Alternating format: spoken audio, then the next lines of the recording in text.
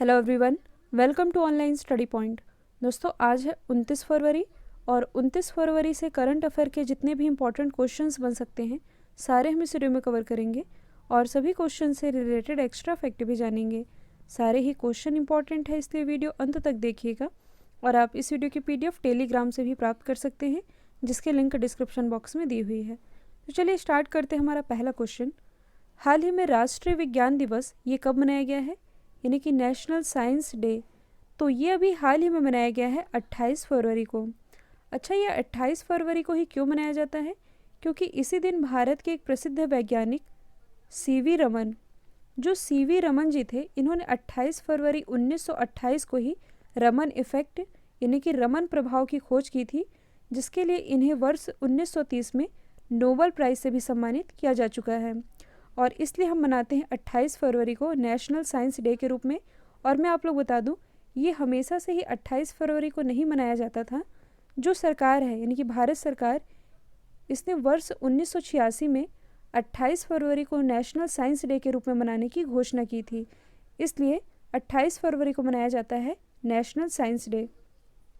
और सबसे इम्पॉर्टेंट है कि इस बार के नेशनल साइंस डे की थीम क्या रही। थीम इम्पॉर्टेंट है, तो इस बार की थीम थी वुमन इन साइंस। तो थीम भी आप याद रखेंगे। और ये तो बात हुई नेशनल साइंस डे की। वर्ल्ड साइंस डे ये कब मनाया जाता है? तो ये मनाया जाता है प्रत्येक वर्ष 10 नवंबर को। तो दोनों ही आप याद रखेंगे। और आज है फरवरी का अंतिम दिन, तो आज हम फरवरी माह के इम्पॉर्टेंट डेज डिस्कस कर लेते हैं, रिवीजन कर लेते हैं। चलिए स्टार्ट करते हैं 2 फरवरी से। 2 फरवरी को मनाया गया वर्ल्ड वेटलैंड्स डे।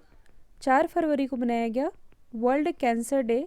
10 फरवरी को मनाया गया वर्ल्ड पल्सेस डे यानी कि विश्व दलहन दिवस। 11 फरवरी को मनाया गया वर्ल्ड यूनानी डे। इसके बाद 13 फरवरी को 3 इम्पॉर्टेंट डेज मनाए गए। 13 फरवरी को मनाया गया world radio day, national women's day, और क्या मनाया गया नेशनल प्रोडक्टिविटी डे यानी कि राष्ट्रीय उत्पादकता दिवस। ये भी मनाया गया 13 फरवरी को। और कल ही मैंने आप लोग बताया था 27 फरवरी को क्या मनाया गया है, world NGO day. World NGO day मनाया गया 27 फरवरी को।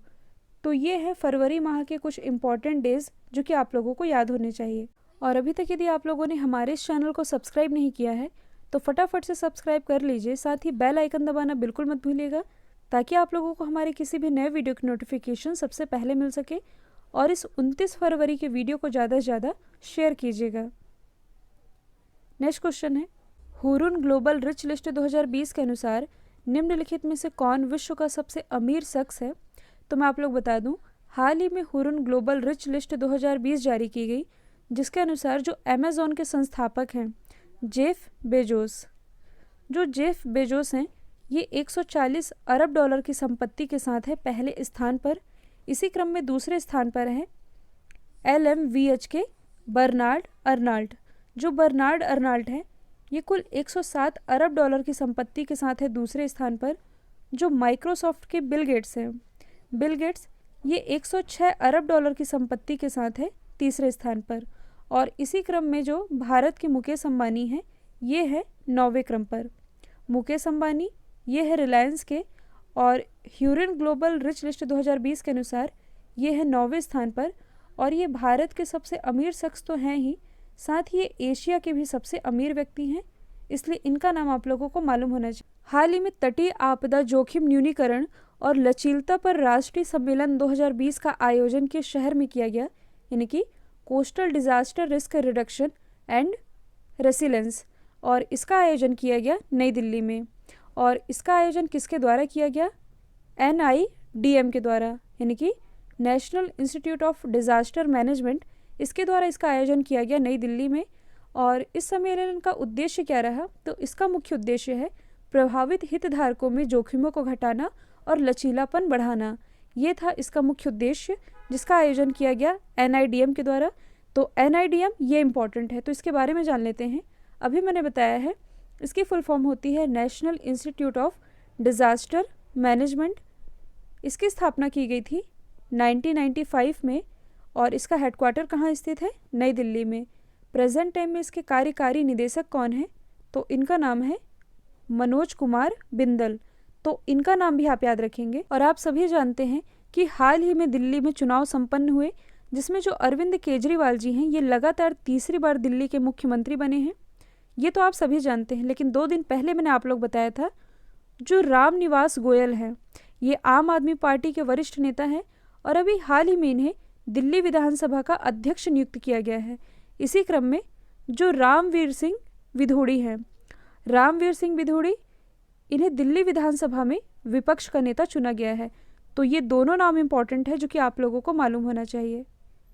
नेक्स्ट क्वेश्चन है, हाल ही में धनलक्ष्मी बैंक के नए एमडी और सीईओ कौन बने हैं? तो ये भी हाल ही में बन गए हैं सुनील गुरबख्शानी। और जो सुनील गुरबख्शानी हैं ये अभी तो एक्सिस बैंक में कार्यरत हैं, लेकिन जल्द ही ये धनलक्ष्मी बैंक के नए एमडी और सीईओ का पदभार ग्रहण करेंगे और इन्हें कुल 3 साल के लिए नियुक्त किया गया है। यदि हम बात करें धनलक्ष्मी बैंक की, तो ये भारत का एक प्राइवेट सेक्टर बैंक है। इसकी स्थापना की गई थी 14 नवंबर 1927 में और इसका हेडक्वार्टर कहाँ स्थित है? त्रिशूर, केरल में। तो ये आप याद रखेंगे। और हम बात कर रहे हैं एमडी और सीईओ की, तो आप करंट से यदि रिलेट करें तो जनवरी 2020 की बात है, यानी कि पिछले ही महीने की बात है। 3 बैंकों के एमडी और सीईओ बदले गए हैं। यदि हम बात करें लिंगम वेंकट प्रभाकर की, तो लिंगम वेंकट प्रभाकर ये बने हैं कैनरा बैंक के नए एमडी और सीईओ। संजीव चड्ढा, तो संजीव चड्ढा बैंक ऑफ बड़ौदा के नए एमडी सीईओ बने हैं। और अतनु कुमार दास ये बने हैं बैंक ऑफ इंडिया के नए एमडी और सीईओ। तो ये चारों नाम इंपॉर्टेंट है जो कि करंट से रिलेटेड है। नेक्स्ट क्वेश्चन है, व्हाट्सएप चैट बॉक्स का इस्तेमाल करने वाली देश की पहली कंपनी कौन बनी है? तो ये भी हाल ही में बन गई है भारतीय एक्सा जनरल इंश्योरेंस। और इस सेवा के जरिए इस कंपनी ने अपने ग्राहकों को पॉलिसी और रिन्यूअल प्रीमियम को भी देने की शुरुआत कर दी है। और ये जो व्हाट्सएप चैट बॉक्स है इसकी कुछ विशेषताएं हैं, जैसे कि इसे जो पॉलिसी धारक है इसे कहीं भी और कहीं से भी इंस्टेंट जुड़ सकता है कंपनी से, और इसमें सभी तरह की इन्फॉर्मेशन इस प्लेटफॉर्म पर अवेलेबल होगी।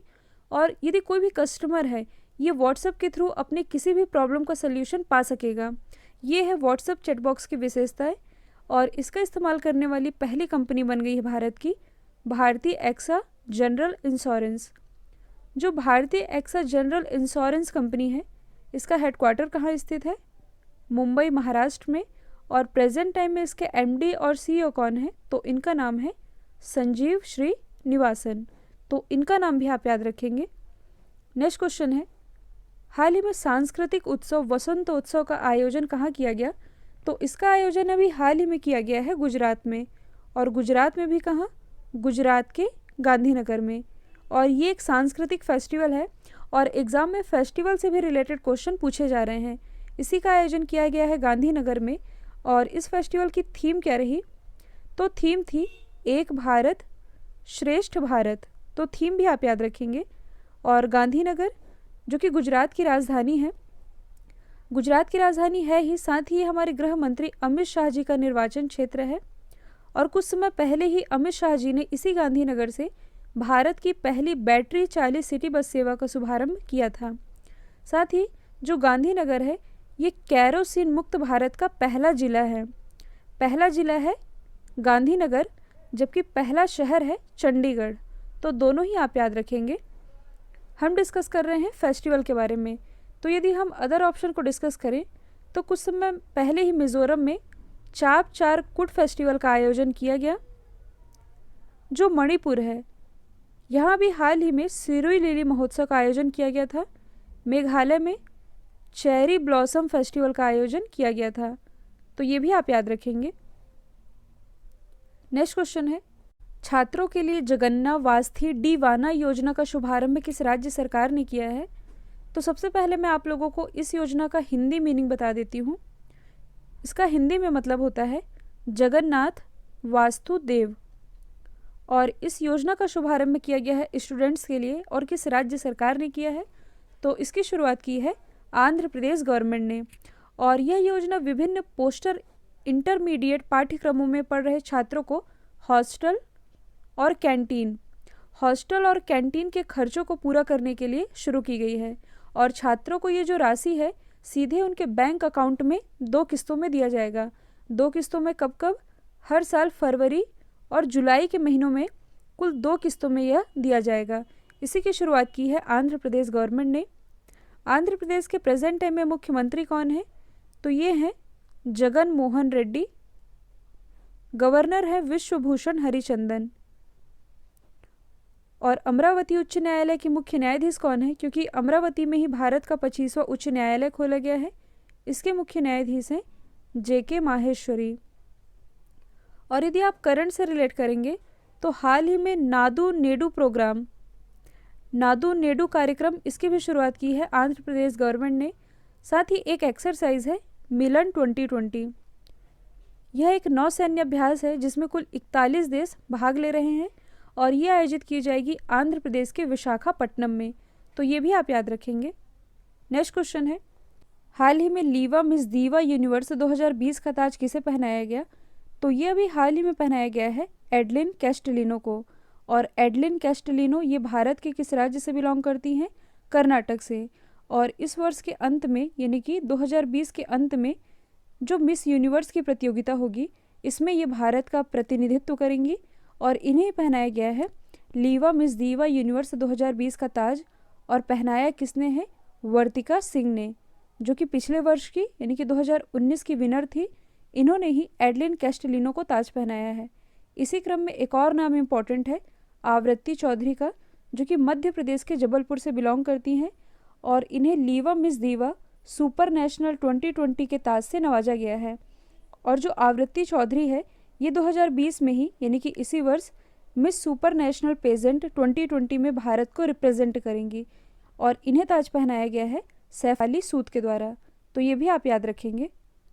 नेक्स्ट क्वेश्चन है, भारत के किस ग्रैंड मास्टर ने फ्रांस में 34वें कान ओपन शतरंज टूर्नामेंट जीता है? तो ये भी हाल ही में जीत लिया है डी गुकेश ने।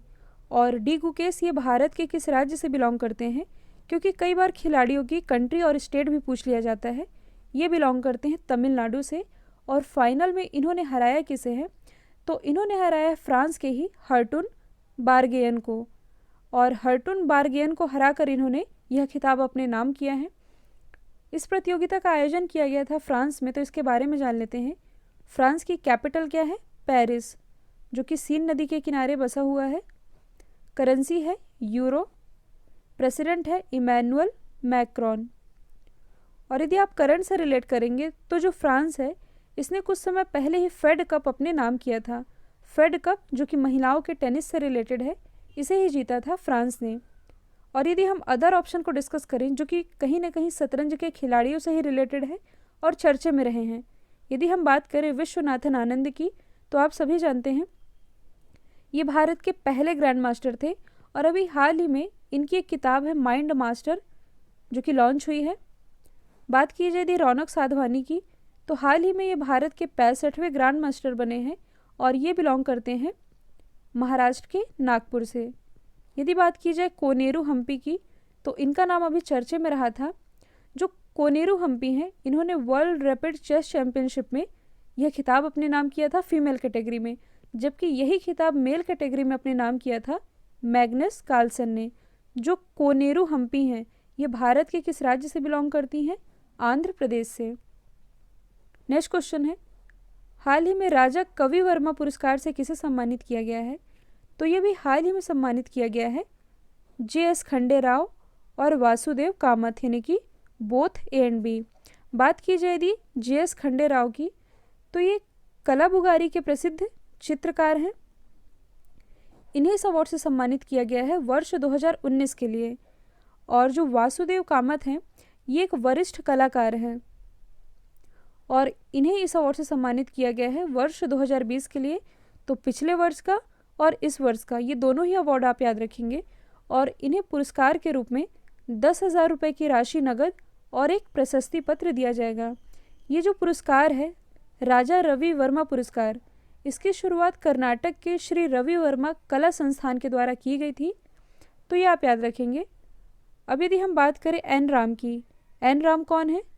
तो ये द हिंदू ग्रुप के चेयरमैन हैं, जिन्हें कुछ समय पहले ही केरल के मीडिया पुरस्कार से सम्मानित किया जा चुका है।